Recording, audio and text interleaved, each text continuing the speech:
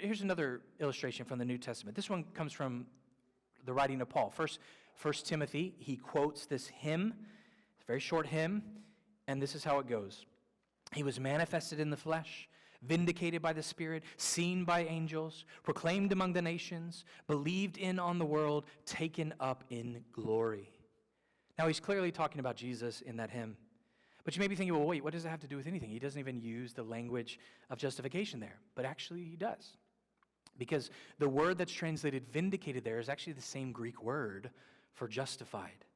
And vindicated is the perfect translation there. In fact, I think it's better than justified in this case because it gives the intent that Paul was trying to communicate, and it spares modern English speakers the potential for certain misunderstandings. He's not talking there about the doctrine of justification.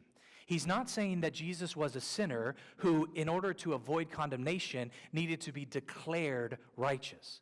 Paul, instead, in this hymn, is contrasting the realms in which Jesus was revealed, the earthly realm and the heavenly realm. And scholars will quibble which stanza relates to which realm, but I simply want us to notice that when Paul says that Jesus was justified by the Spirit or vindicated by the Spirit, he's not referring to the doctrine of justification.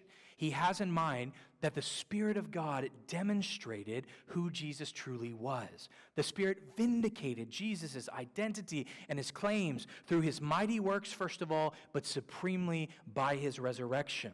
The language then in this context has to do with proof or evidence or vindication. Do you see the difference? That's the secondary sense. And that, friends, is how James is using this justification language in our text this morning.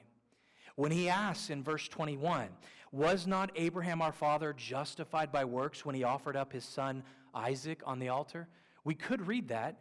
Was not Abraham our father vindicated by works when he offered up his son Isaac on the altar? But of course, most English translations will say justified there. So now, though, that we know that this language of justification can have these two related but different meanings, then we have to ask the question, what does James have in mind?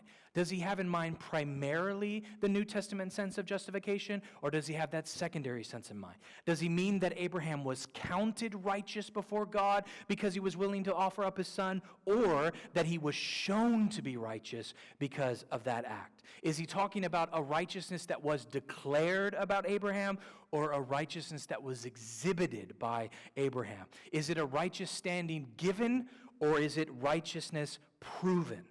And I would argue that in each case, the answer is the latter.